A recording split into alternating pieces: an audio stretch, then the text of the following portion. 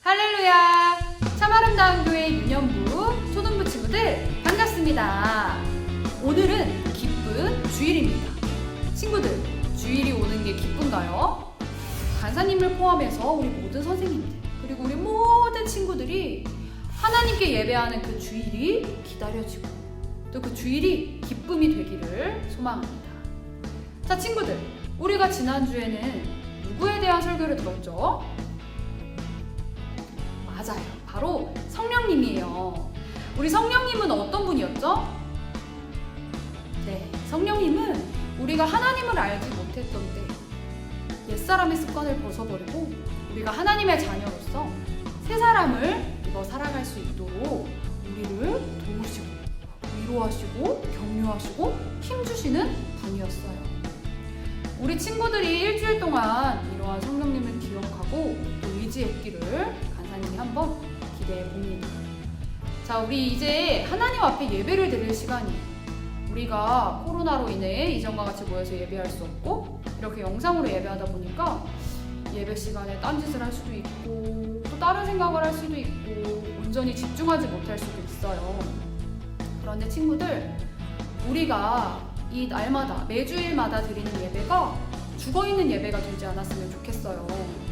우리가 지난 한 주를 살면서 또 하나님의 자녀로서 올바르게 살아가지 못한 모습도 있겠고 그러한 우리의 모습을, 우리의 연약함을 하나님 앞에 내려놓고 또 그럼에도 불구하고 이 허물이 많은 우리를 예수 그리스도의 사랑으로 품으신 그 하나님을 찬양하는 마음으로 이 시간 우리가 예배의 자리에 나오기를 소망합니다. 그러면 우리 친구들 하나님 앞에 사도신경 큰 목소리로 고백하면서 예배를 시작하도록 하겠습니다. 전능하사 천지를 만드신 하나님 아버지를 내가 믿사오며 그 외아들 우리 주 예수 그리스도를 믿사오니 이는 성령으로 잉태하사 동정녀 마리아에게 나시고 본디오 빌라도에게 고난을 받으사 십자가에 못 박혀 죽으시고 장사한 지 사흘 만에 죽은 자 가운데서 다시 살아나시며 하늘에 오르사 전능하신 하나님 우편에 앉아 계시다가 저리로서 산자와 죽은 자를 심판하러 오시리라. 성령을 믿사오며 거룩한 교회와 성도가 서로 교제하는 것과 죄를 사하여 주시는 것과 몸이 다시 사는 것과 영원히 사는 것을 믿사옵나이다. 아멘.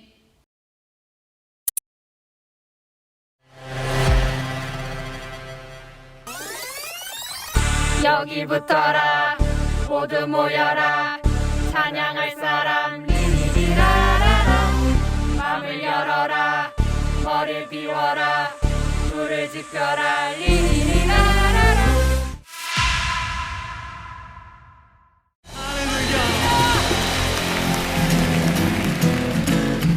해뜨는 데부터 해지는 데까지 주 이름 찬양받으리. 해뜨는 데부터 해지는 데까지 주 이름 찬양받으리. 할렐루야 할렐루야 여호와의 모든 종들아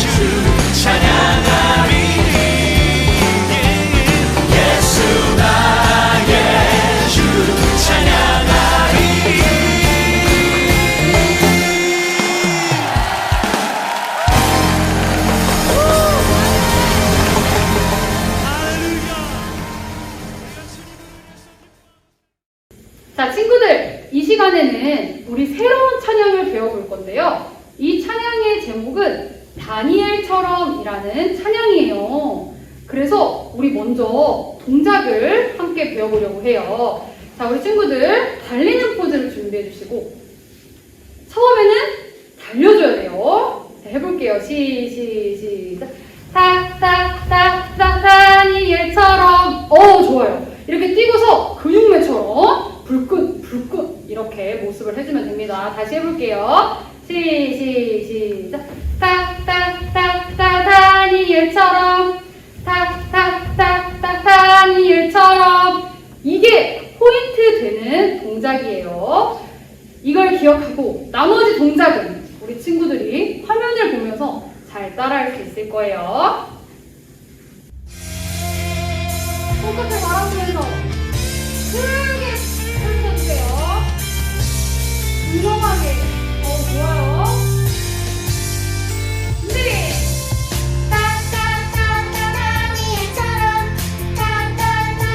다니엘처럼 무릎 꿇고 기도하며 하나님께 감사해요.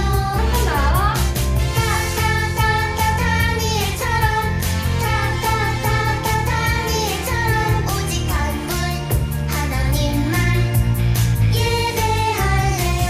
그게 아니하실지라도 그리 아니하실지라도 하나님만 바라봐요.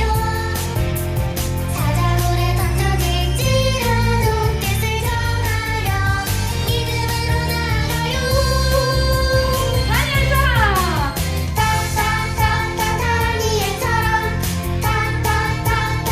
다니엘처럼 무릎 꿇고 기도하며 하나님께 감사해요.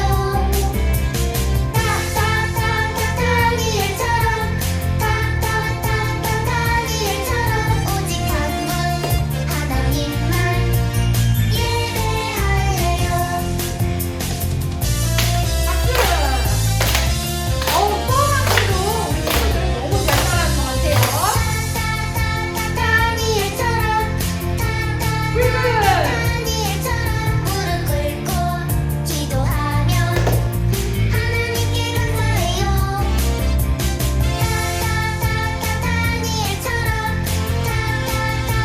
다니엘처럼 오직 한 분 하나님만 예배할래요. 그리 아니하실지라도 하나님만 바라봐요. 사자굴에 던져질지라도 뜻을 정하여 믿음으로 나아가요. 다니엘처럼 무릎 꿇고 기도하며 하나님께 감사해요.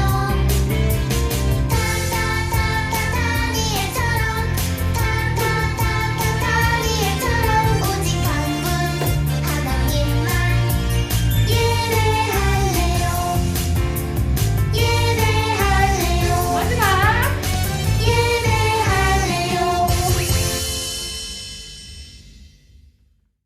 자, 친구들, 우리가 지금까지는 즐겁게 율동하면서 찬양을 했죠. 우리 시간에는 또 하나의 찬양을 고백하길 원하는데요. 우리 친구들 가쁜 숨을 조금 진정시키고 이 찬양은 일라이 예수아라는 찬양이에요. 일라이 예수아, 이게 어디 나라 말이냐면 수단에서 고백하는 찬양인데요. 우리나라는 그렇지 않지만 다른 나라는 예수님을 믿는다는 이유로 잡혀가고 죽임을 당하는 경우가 있어요. 특히 아랍 국가들이 그렇거든요. 이 일라이 예수아라는 찬양은 그렇게 예수를 믿음으로 인해서 죽음 앞에 처했을 때도 예수님은 여전히 아름다우십니다. 예수님의 이름은 여전히 거룩하십니다. 라고 고백하는 찬양입니다. 멜로디가 쉬우니까 우리 친구들 이 시간 우리의 마음을 다해 정말 그 사람들과 같은 예배자의 마음으로 이 시간 이 찬양을 고백하기를 원합니다.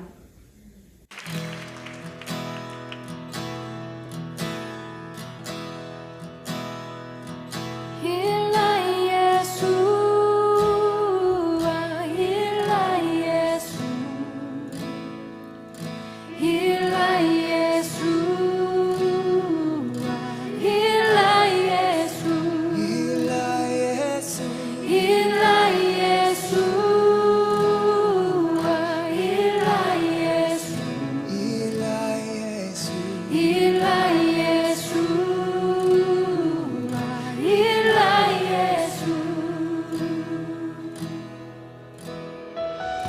우리 시간 우리 다시 한번 이 고백으로 찬양할 때 아랍어권에서도 주님의 이름을 부르기 힘든 그곳에서도 여전히 주님의 이름 아름답고 높으십니다 고백하는 이 믿음의 고백에 우리가 함께 참여하기를 원합니다.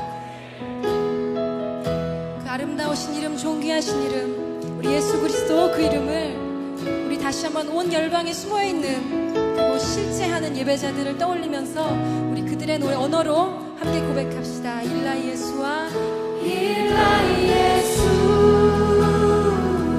일라 예수 일라 예수 일라 예수 일라 예수와 일라 예수 일라 예수 일라 예수 예수밖에 없네 예수밖에 없네 오직 예수 예수밖에 없네 오직 예수 예수밖에 없네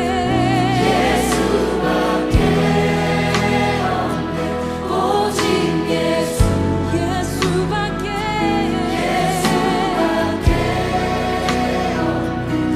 오직 예수 예수 어린 양 예수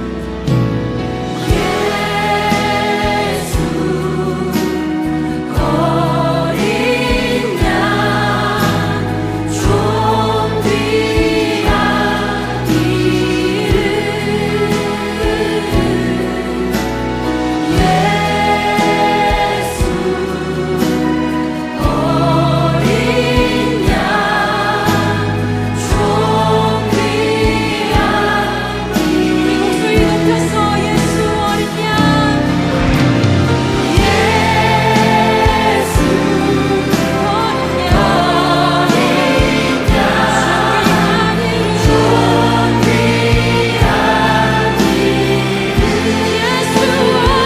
양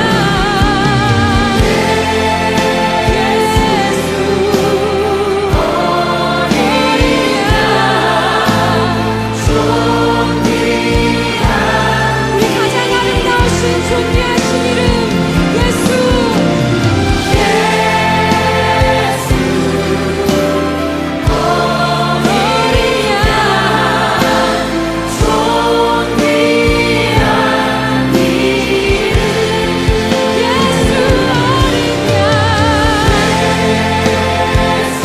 모든 고나와 모든 가슴이 변하시는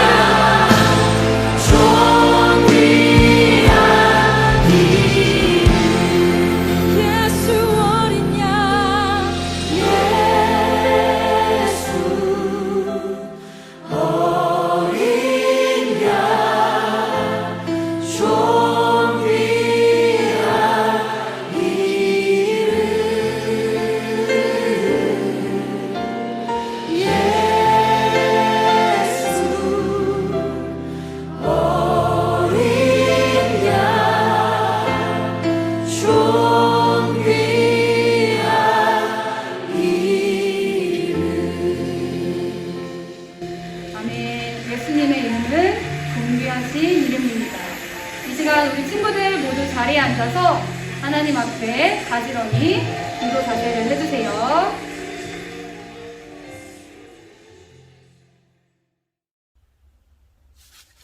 사랑하는 예수님, 코로나 바이러스 때문에 힘든 상황에서도 저희가 건강하게 해주심에 감사드립니다. 그동안 저희가 지은 죄를 용서하여 주시고 앞으로는 죄를 짓지 않도록 인도하여 주세요. 친구들 모두 학교 생활 잘하고 잘 지낼 수 있도록 도와주세요. 선생님들도 모두 주님 안에서 행복하게 지켜주세요. 오늘 모든 예배 시간을 기쁘게 받아주시길 믿습니다. 예수님 사랑합니다. 예수님의 이름으로 기도드립니다. 아멘. 자, 친구들, 지금은 말씀을 듣는 시간입니다. 특별히 오늘은 우리 친구들이 말씀 중간중간에 함께 읽어야 할 구절들이 여러 개 준비되어 있는데요. 이 말씀에 잘 집중해서 그 구절들을 하나도 놓치지 않고 멋지게 읽는 우리 친구들이 되기를 소망합니다. 자, 오늘의 말씀은 누가복음 15장 20절입니다. 신약성경 누가복음 15장 20절의 말씀을 각자 성경책을 펴서 찾아주세요. 자, 우리 친구들 말씀 다 찾았나요? 다 찾았으면 큰 목소리로 아멘 해볼까요? 네, 그러면 우리 함께 읽도록 하겠습니다. 이에 일어나서 아버지께로 돌아가니라.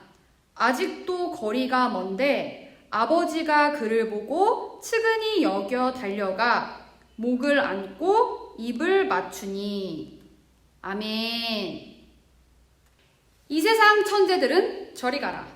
똑똑이 유년부 초등부 친구들, 오늘은 본격적인 설교를 시작하기에 앞서 간사님이 간단한 퀴즈 하나를 준비했는데요. 간사님이 하얀 종이에다가 숫자를 썼어요. 그 종이가 휙 하고 지나갈 텐데요. 그 종이에 쓰여진 숫자가 무엇인지 우리 친구들이 맞추면 됩니다. 자, 시작합니다. 자, 정답을 맞출 친구 있나요? 오, 이 속도에 맞추면 진짜 대단한 거예요. 자, 그러면 우리 친구들 좀 더 맞추기 쉬우라고 속도를 늦춰보도록 하겠습니다. 휙, 휙, 휙. 오, 정답이 나왔을까요? 이 속도도 만만치 않았던 것 같아요. 그러면 조금 더 느리게 해보도록 하겠습니다. 휙, 휙, 휙. 오, 정답이 이때쯤이면 나올 수도 있을 것 같아요. 영상이다 보니까 간사님이 직접 친구들의 답을 들을 수 없어서 좀 답답하네요. 자, 정답은 슉슉슉 바로 613입니다.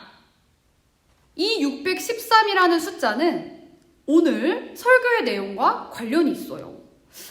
613이 무슨 관련이 있을까?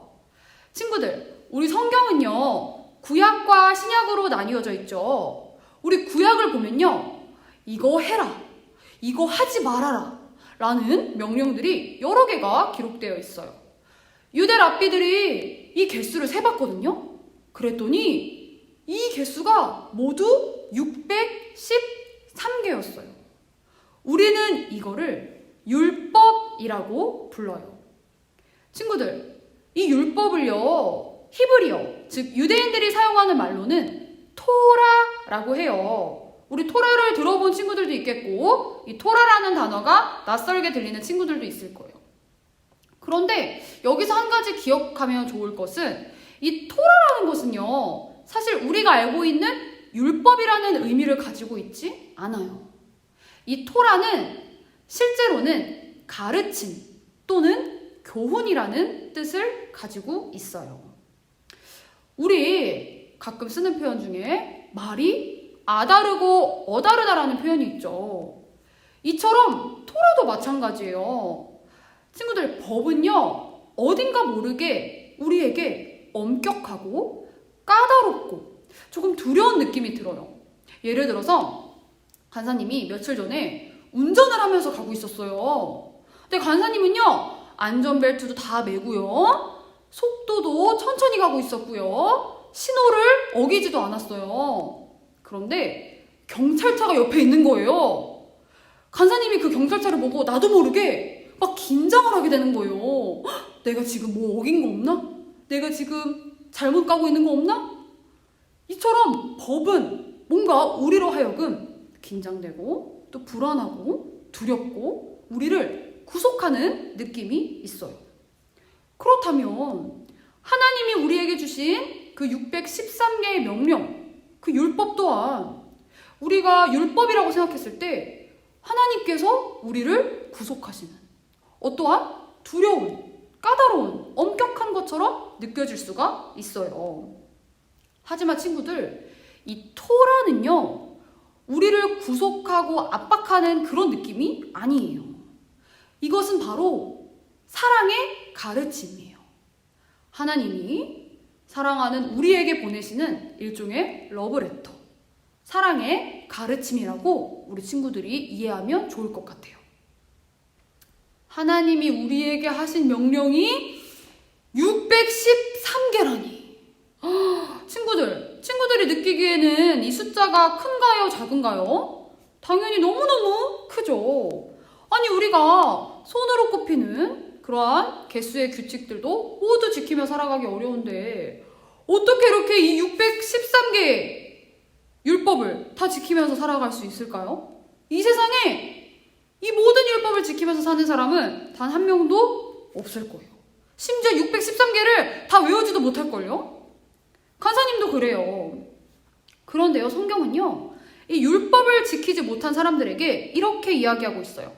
우리 갈라디아서 3장 10절의 말씀을 함께 읽어보도록 하겠습니다. 무릇 율법 행위에 속한 자들은 저주 아래에 있나니 기록된 바 누구든지 율법 책에 기록된 대로 모든 일을 항상 행하지 아니하는 자는 저주 아래에 있는 자라 하였음이라. 613개의 율법 중 하나라도 어기는 자는 저주 아래에 있대요. 이 저주 아래에 있다는 표현은 지옥에 간다는 의미예요. 그러면 하나님은 도대체 왜 우리에게 이런 율법을 주신 걸까요? 그것도 613개나요. 아니 뭐 5개, 6개, 7개 이 정도면 지키며 살려고 노력할 수 있겠어. 근데 613개는 너무 많잖아요. 하나님께서는 우리가 방금 읽었던 말씀처럼 우리를 저주 아래 있게 하시려고, 우리를 지옥에 가게 하시려고 이 율법을 주시는 걸까요? 당연히 아니에요. 친구들, 하나님께서 왜 우리에게 율법을 주셨을까요? 율법의 역할은 무엇일까요? 우리 출애굽기 20장은요 10계명이 기록되어 있어요. 이 10계명은요 613개의 명령을 10개로 압축시켜 놓은 것이라고 친구들이 생각하면 될 것 같아요. 우리 출애굽기 20장 1절에서 2절의 말씀을 함께 큰 목소리로 읽어볼까요? 하나님이 이 모든 말씀으로 말씀하여 이르시되 나는 너를 애굽 땅 종되었던 집에서 인도하여 낸 내 하나님 여호와니라. 그리고 이렇게 3절부터 보면요 본격적으로 10계명의 조항들이 나와요. 그런데 친구들, 우리가 여기서 눈여겨보아야 할 것이 무엇이냐면요 10계명보다 하나님께서 이스라엘 백성을 구원한 사건이 먼저 일어났다는 거예요. 애굽 땅 종되었던 집에서 인도하여 낸, 그러니까 하나님께서는요 이스라엘을 애굽으로부터 먼저 구해주시고 그 다음에 계명을 주신 거예요. 우리가 구약을 읽다 보면요 이런 생각을 할 수 있어요. 율법을 지켜야만 구원받는 거 아니야? 근데 아니에요. 하나님께서는 먼저 구원하셨어요. 그리고 나서 지켜야 할 계명을 주셨어요. 즉 이스라엘 백성들이 하나님의 백성으로서 살아갈 수 있도록, 하나님과 그 백성의 그 관계를 유지해 나갈 수 있도록 이 법들을 주신 것이에요.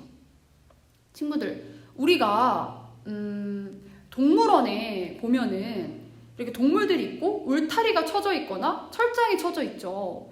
어떻게 보면은 철장에 갇힌 그 동물들이 불쌍해 보일 수도 있어요. 쟤네는 저렇게 자유롭게 움직이지도 못하고 저기서만 머물러져 있네. 그런데 만약에 그 울타리가 없다고 생각해 볼까요? 그러면 그 동물들이 나와서 사람을 공격할 수도 있고 막 뛰어가다가 어딘가에 부딪혀서 다칠 수도 있고, 이처럼 울타리는 보호하는 역할을 하기도 하죠. 이처럼 율법은요 우리와 하나님의 관계를 안전하고 정상적이게 우리를 보호해주는 울타리와 같다고 생각하면 좋을 것 같아요. 우리 로마서 3장 20절의 말씀을 함께 읽어볼까요? 그러므로 율법의 행위로 그의 앞에 의롭다 하심을 얻을 육체가 없나니 율법으로는 죄를 깨달음이니라. 율법의 역할이 무엇이죠? 바로 우리의 죄를 깨닫게 해주는 것이에요. 하나님도 역시 우리가 모든 율법을 지킬 수 없다는 것을 그 누구보다도 잘 알고 계신 분이에요.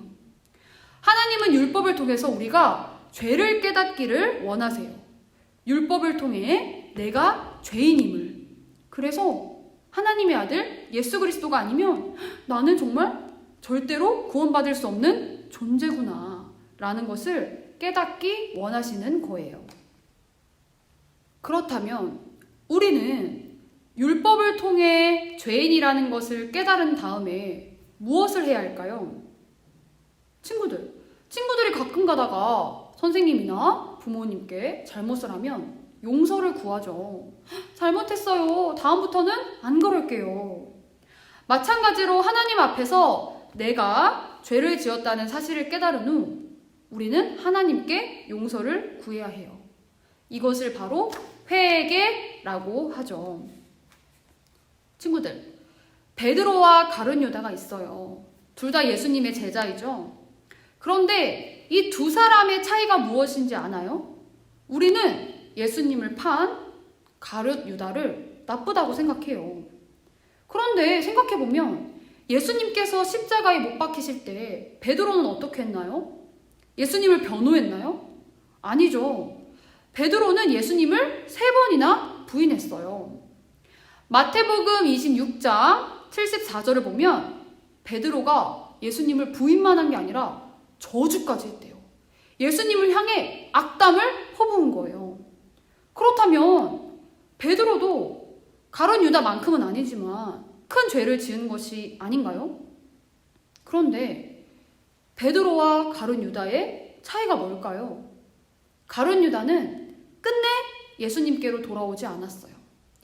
예수님을 팔아서 십자가에 못 박히게 했다는 그 양심의 가책을 느껴서 가룟 유다는 스스로 목숨을 끊었어요. 하나님께 잘못했다고 용서를 구하지 않았어요. 하지만 베드로는 자기가 그렇게 예수님 몰라요! 예수님을 향해 욕을 하고 그렇게 했지만, 그렇게 해서 염치가 없지만 예수님께로 돌아왔어요. 잘못했지만 그 잘못을 인정하고 돌아오는 것. 그것이 바로 회개입니다. 자, 여러분, 누가복음 15장에는 탕자 이야기가 나와요. 우리 친구들 이 탕자 이야기를 알고 있나요? 한 아버지에게 두 아들이 있었어요. 하루는 둘째 아들이 아버지를 찾아와서 아버지, 저에게 물려줄 유산이 있으시죠? 그 유산 미리 주세요. 지금 다 주세요. 이렇게 유산을 줄 것을 요구했어요. 아버지로부터 미리 그 큰 유산을 받은 둘째 아들은 먼 나라로 떠났어요. 아버지를 뒤로하고 아버지의 집을 떠나버렸어요. 그리고 나서 먼 나라에서 그 돈을 아주 흥청망청 다 써버린 거예요. 뭐도 사고 막 술도 마시고, 그래서 그 재물을 엄청나게 빨리 다 써버리고 말았어요. 돈을 다 쓴 둘째 아들은요, 이제 거지가 됐어요. 그래서 돼지를 치는 일을 했어요. 그러면서 얼마나 가난해서 먹을 것도 없었는지 돼지들의 먹이, 돼지들이 먹는 그 쥐염 열매까지 먹었어요. 그러면서 둘째 아들은 생각했어요. 후회가 됐겠죠? 우리 아버지는 부자인데 내가 왜 여기서 이렇게 살아야 되는 거야? 그래, 나 양심 없지만, 나 염치 없지만 나 아버지한테 다시 돌아가서 아들이 아니어도 좋으니까, 나를 종으로 사용해도 좋으니까 나 아버지 집으로 돌아가야겠다. 둘째 아들은 아버지에게 다시 돌아가기로 결심했어요. 아버지한테 돌아간 둘째 아들의 발걸음은 어땠을까요? 와, 신난다! 이랬을까요? 간사님 같으면 아버지가 나를 그냥 내치면 어떡하지? 나를 때리면 어떡하지? 종으로도 안 받아준다고 하면 어떡하지?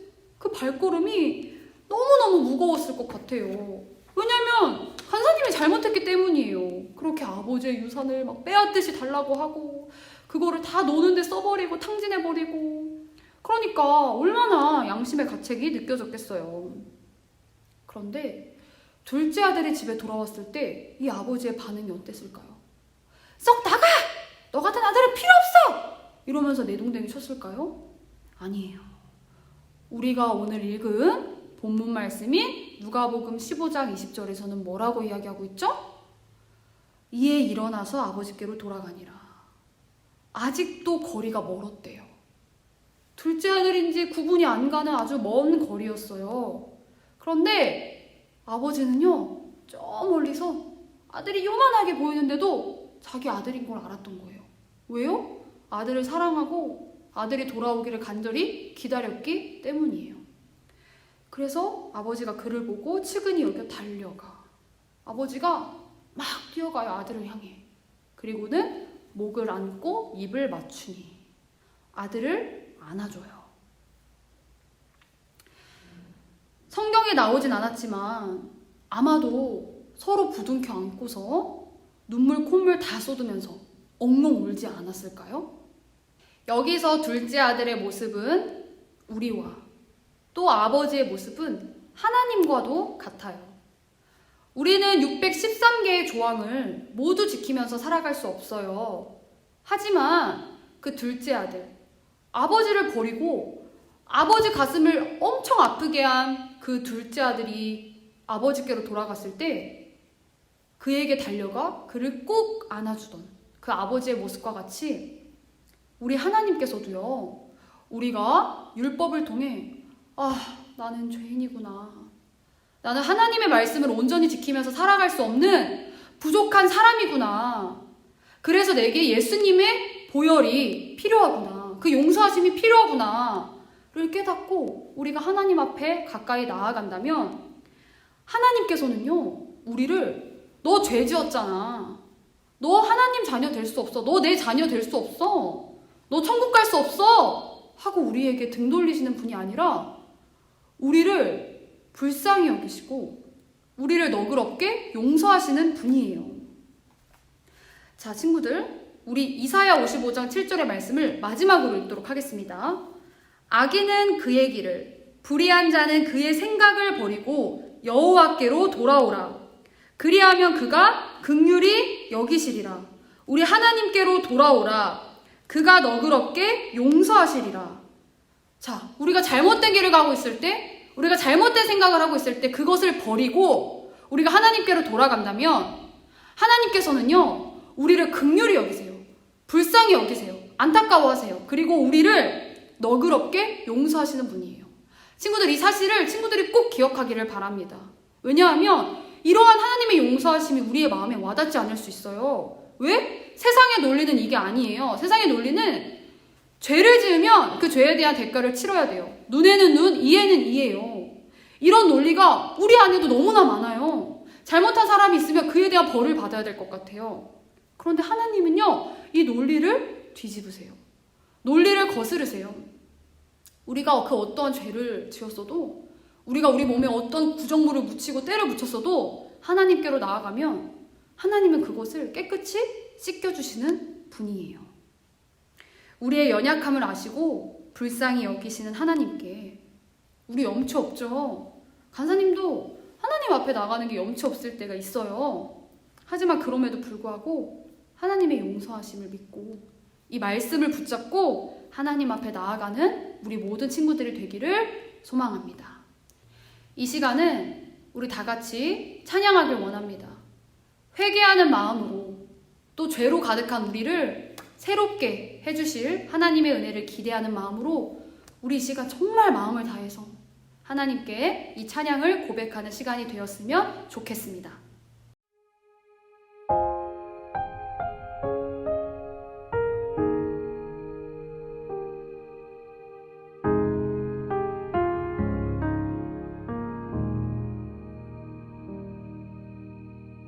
내 백성이 나를 떠나 돌아섰지만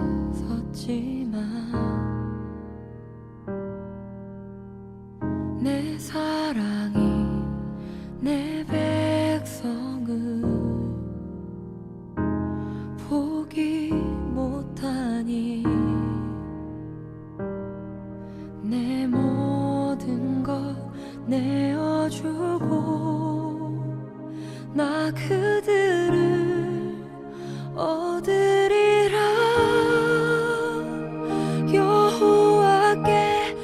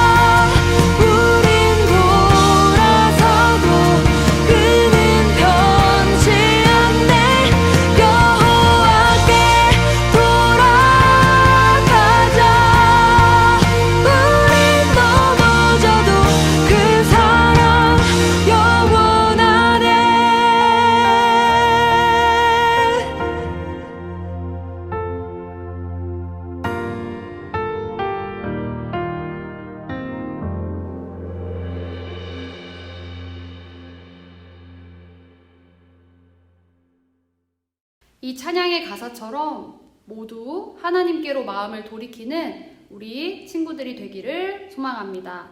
주기도문으로 예배를 마치도록 하겠습니다. 하늘에 계신 우리 아버지여, 이름의 거룩히 여김을 받으시오며 나라의 임하옵시며 뜻이 하늘에서 이루어진 것 같이 땅에서도 이루어지이다. 오늘날 우리에게 일용할 양식을 주옵시고 우리가 우리에게 죄진 자를 사하여 준 것 같이 우리의 죄를 사하여 주옵시고 우리를 시험에 들게 하지 마옵시고 다만 악에서 구하옵소서. 나라와 권세와 영광의 아버지께 영원히 있사옵나이다. 아멘. 한 주간을 살아갈 때 여러 모양으로 우리에게 유혹이 다가오고 또 우리가 여러 가지 죄를 지을 수 있어요. 그때마다 오늘 들었던 말씀을 기억하고 하나님 앞에 숨지 말고 솔직하게 자신의 죄를 고백하고 그분의 용서하심을 구하는 우리 참 아름다운 교회 유년부 초등부 친구들이 되기를 소망합니다. 그러면 우리는 다음 주에 다시 예배의 자리에서 만나도록 하겠습니다. 우리 친구들 한 주 동안에도 주님 안에서 평안하시고 또 기쁨으로 지내시기를 바랍니다. 안녕!